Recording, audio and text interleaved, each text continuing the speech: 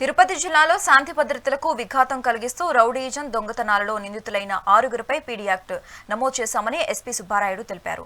Tirupati police guest house లో ఏర్పాటు చేసిన సమావేశంలో ఇందుకు సంబంధించిన పూర్తి వివరాలను వెల్లడించారు. గంజాయి కేసులో మరో 16 మందిని గుర్తించడం జరిగిందని అన్నారు.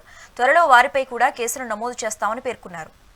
తిరుపతి జిల్లాలో గత కొంతకాలంగా రిపీటెడ్గా అఫెన్సెస్లో ఇన్వాల్వ్ అవుతూ శాంతి భద్రతలకు విఘాతం కలిగించే పర్సన్స్ని ఐడెంటిఫై చేసి ఇప్పుడు 6 మెంబర్స్పై పీడీ యాక్ట్ నమోదు చేయడం జరిగింది. అందులో ముఖ్యంగా గాంజా, బాడీలీ అఫెన్సెస్, థెఫ్ట్స్, తర్వాత రిపీటెడ్గా మర్డర్స్ లాంటి బాడీలీ అఫెన్సెస్లో ఇన్వాల్వ్ అవ్వడము, గాంజాలో రిపీటెడ్గా ఇన్వాల్వ్ అవ్వడము, పోక్సో లాంటి కేసెస్లో ఇన్వాల్వ్ అవ్వడం, వీరందరినీ ఐడెంటిఫై చేసి ఇప్పుడు ఒక 6 మెంబర్స్ని పీడీ యాక్ట్లో లోపలికి పంపడం జరిగింది.